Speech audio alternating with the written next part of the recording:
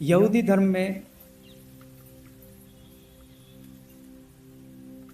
विद्रोही साधकों की एक रहस्य धारा है हसीद।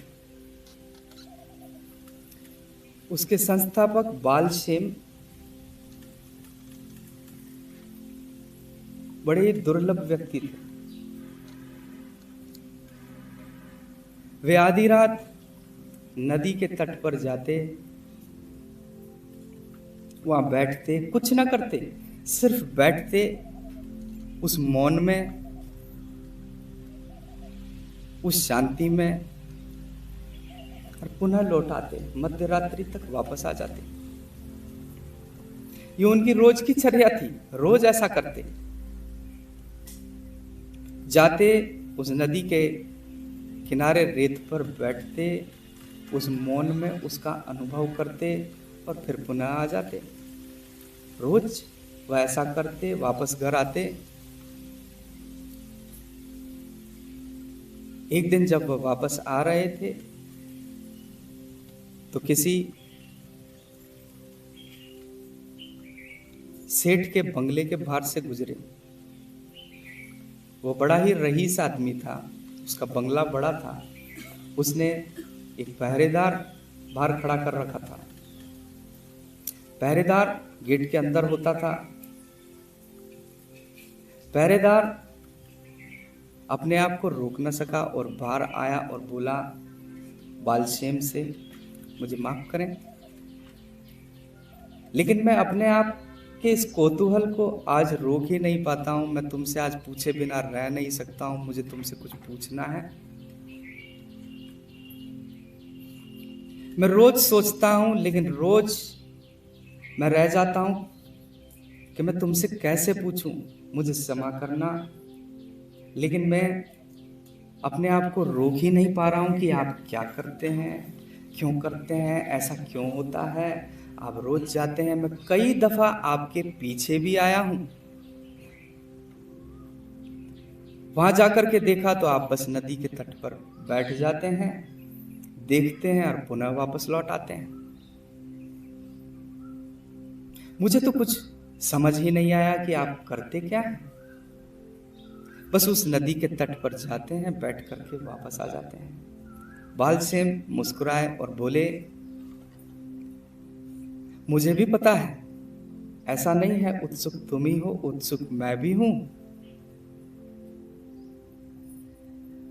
रात को इतना मौन, इतनी शांति होती है कि जब तुम मेरे पीछे आते हो, तुम्हारे पदचाप मैं सुन सकता हूं। और मुझे पता है तुम कई बार मेरे पीछे आए हो, तुमने देखने की कोशिश की है। और ये भी मैं देखता हूं कि इस बंगले के इस द्वार के पीछे तुम छुप करके मुझे देखते हो। और मेरे मन में भी ये सवाल आते हैं कि तुम करते क्या हो।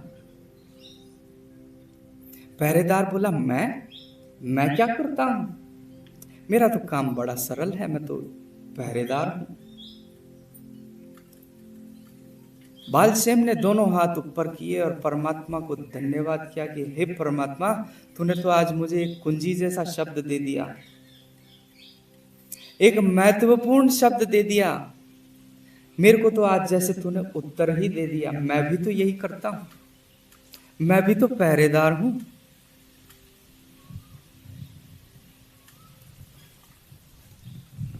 पहरेदार जो था वो बड़ा आश्चर्य में पड़ा।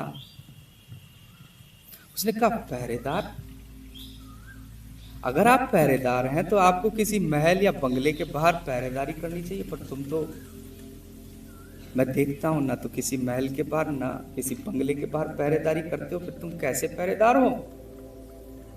बालशेम ने बोला, तुम में और मुझ में थोड़ा अंतर है। तुम देखते हो कि बाहर का कोई व्यक्ति महल के भीतर ना आए, और मैं देखता हूं कि यह कौन देखता है, इस देखने वाले को देखता हूं। मैं अपने आप को देखता हूं, मैं स्वयं का निरीक्षण करता हूं।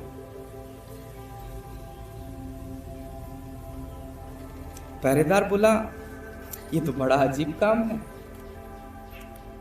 फिर तुम्हें कौन तनख्वाह देता होगा, कौन तुम्हें रुपए पैसे देता होगा? इस काम के लिए तुम्हें कौन पैसे देगा? बालसेन मुस्कुराए और बोले, यह काम अपने आप में ही इतना आनंदपूर्ण और आह्लादकारी है कि यह अपना मूल्य स्वयं है और किसी पुरस्कार की अब जरूरत नहीं।